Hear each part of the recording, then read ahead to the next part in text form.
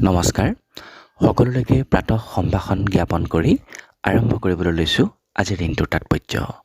পুৱাৰ প্ৰভাতী কিৰণে সকলোৰে জীৱনলৈ কঢ়িয়াই আনক অনাবিল সুখ আৰু আনন্দ।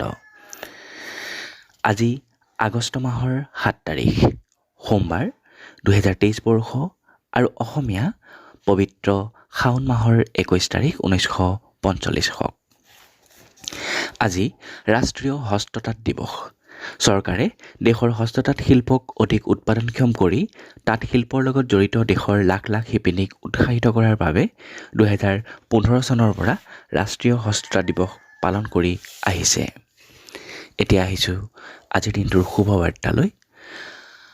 মহাত্মা গান্ধীয়ে কৈছিল যে জীৱন যাত্ৰাত কাকো ঠাট্টা নকৰিবা, কাৰণ জীৱনটো এখন যাত্ৰীবাহী ট্ৰেইনৰ দৰে, কাৰ যাত্ৰা ক'ত কেনেকৈ শেষ হয় কোনেও নাজানে।